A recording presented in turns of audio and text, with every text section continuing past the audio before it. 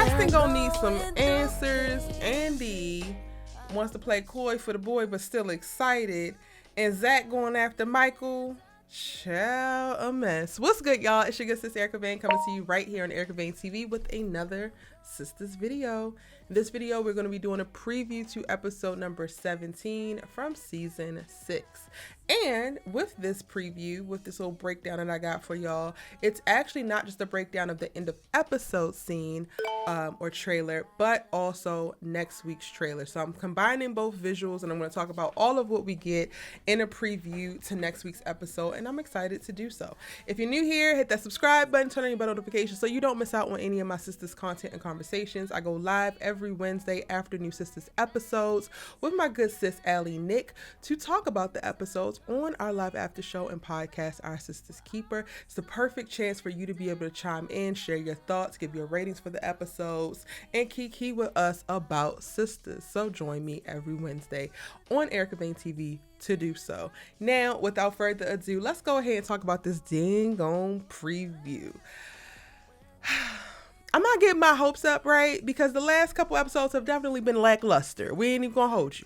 They've been lackluster, but I am like a teensy bit, 10%, getting my hopes up because I do feel like we're getting a little bit of story when it comes to everybody. Now, I'm gonna go ahead and start with Sabrina because this is the most like pedestrian story that we have.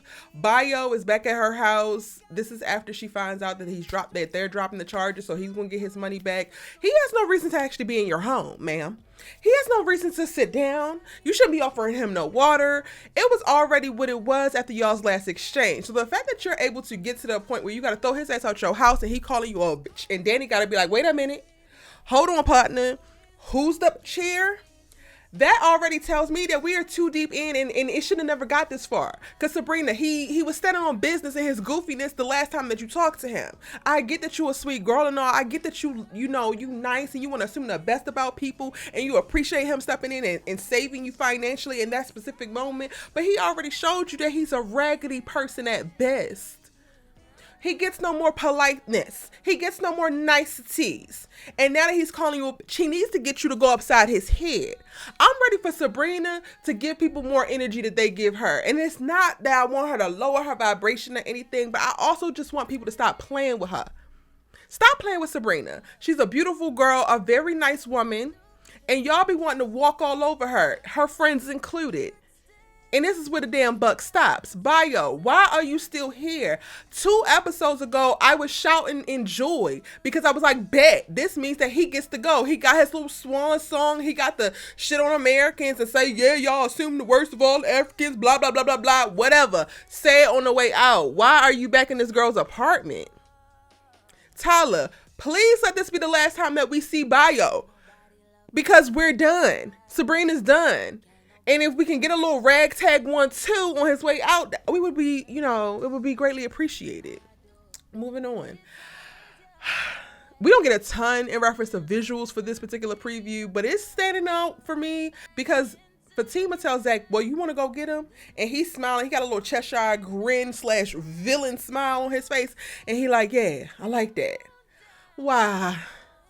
Y'all are like literally anti doing the right thing and setting yourselves up for a life that's going to be stable and sustainable. Yes, you can go and kidnap Michael. Yes, you could call Madam and get a favor and get people beat up. But girl, you still have to live in this world with laws, with courts, with government. Going to go take Michael is going to do absolutely what? I still, for the life of me, cannot figure out why between the two of these goofy fuckers, why neither one of them can come to the understanding that they need to at least buddy up to Heather just so that they can get visitation for Zach. Bare minimum, the goals right now should be you getting her or convincing her to let you keep him while she's at work. Bare minimum. If anything, if we're going to break the law and do any criminal activity, what I would be breaking the law to do would be putting bugs in her damn house, putting hidden cameras up and putting audio so I can get proof that he's actually being abused. Y'all actually don't have no damn proof. And we have yet to even see the scars. Not that I want to see the baby scars now. But like Tyler's doing a terrible job and telling this story and like convincing us that, oh, he's being abused, or oh, this is not actually right, when you haven't actually shown any proof. We only get the reactions and what Zach and Fatima are saying, and then Heather straight out her mouth said that he's not being abused. And aside from her being raggedy and ghetto, what do we have to go off of to know for sure that Zach got this one right? We don't. And y'all going back over there to kidnap the boy is not helping your damn case.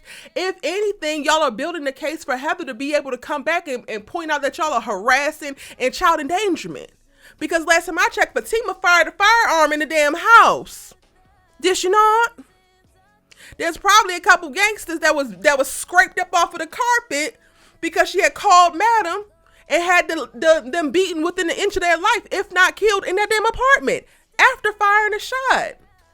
Like, come on, Fatima. I get that y'all want to be the Bonnie and Clyde and whatnot, but I'm going to need y'all to find some sense and be for real. And if you actually want to get this boy and you actually legally want to be his guardian and his daddy and yada, yada, yada, yada, then go about it legally. And stop. Fatima, you supposed to be aspiring to be a damn lawyer, and this is what you coming up with? This is what you co-signing? Girl. Now, y'all, Karen is also back over at the duplex, and I'm already seeing, and I try to avoid it because y'all so insufferable sometimes. And y'all, meaning not the people who follow me, but the people who lurk on my channel and are ridiculously obsessed with Fatima and like have built their whole personalities on them. Yeah, y'all are insufferable because I'm already seeing stuff of like, what do Karen want now? In the trailer, she's basically taking over a box, and she don't knock on the door. She don't try to get nobody's attention. It looks like Zach comes out because it's just happy stance that he's coming out the duplex at the same time that she's trying to drop this off. And I think that she's dropping off whatever of his stuff that is left, or maybe additional baby stuff. But y'all's animosity and downright hatred for Karen should be studied because it's definitely giving mental illness. I'm just gonna say that. I'm just gonna say it. This woman has like already apologized, has tuck-tailed and turned around and is trying to support the cause of building up a community and supporting Michael and getting into a situation that is not harmful for him, that is conducive of him thriving. And y'all can't stand it. Y'all can't stand it that Karen is actually a decent person. Y'all can't stand it that she's human.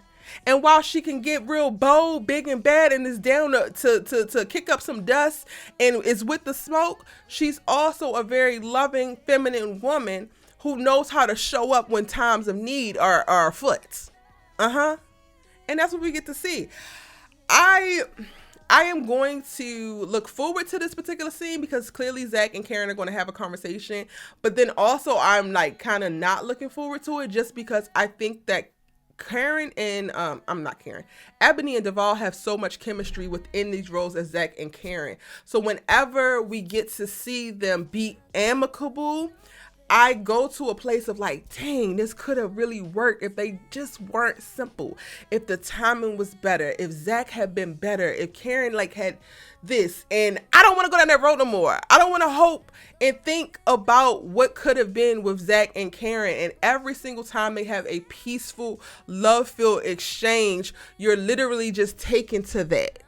And I hate that for us, but then I also love that for us. So that's like my complex feelings around that particular scene.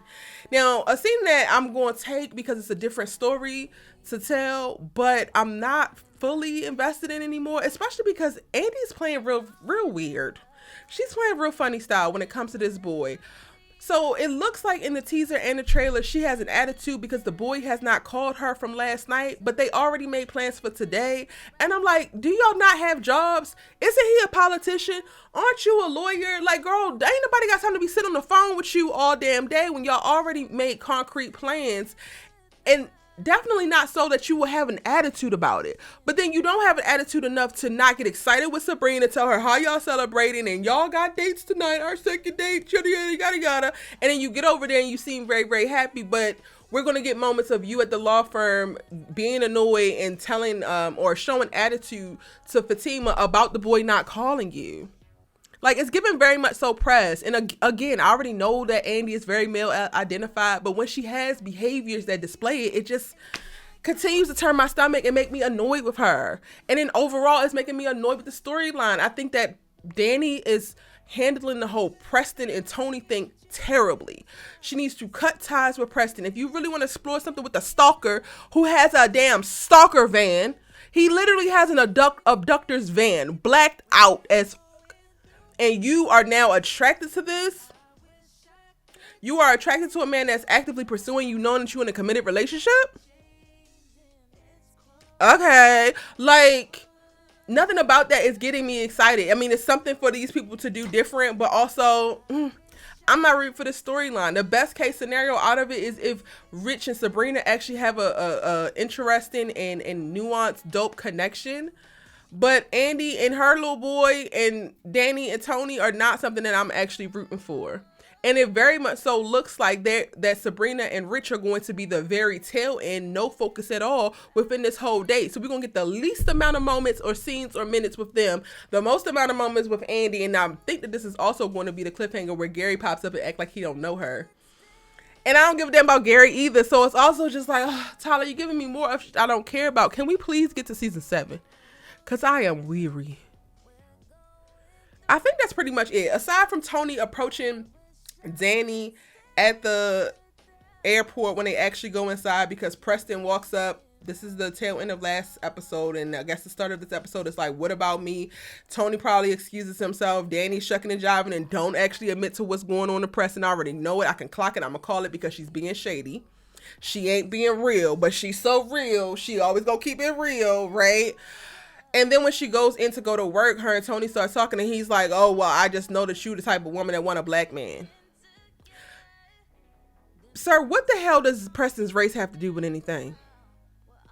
And also, like, your whole case for not only you, but also your homeboys is like you comparing yourselves to other people. I am not fully understanding, or Danni is not getting a clear understanding of who you are, except for the fact that you you listening to her conversations and you're stalking her. You big up your boys, so won't you go ahead and date them? She don't actually know if you are a kleptomaniac or you love Teletubbies or low-key a Swiftie. Like, you have given her no actual information about you, but you can go and pick apart different pieces of her life, and you could go and pick apart Preston as if you know him. I mean, I could go for days and pick apart Tony, but Danni is seemingly into it, so I guess. But, Danni loves everything that is going to ruin her life, so that is that. And with that said, I'm gonna go ahead and end my little preview here. Let me know what you think and what you're expecting to see in episode 17 of season 6. Drop it in the comment section down below. If you want to see more and keep the conversation going, then go ahead and hit this button right here. Subscribe if you are new here and it's the first time that you are seeing me, so you don't miss out on my Sistas conversation. I can't wait to talk to y'all on our Sistas Keepers live after every new Sistas episode on Wednesday. And I'm gonna see you in my next video. Bye.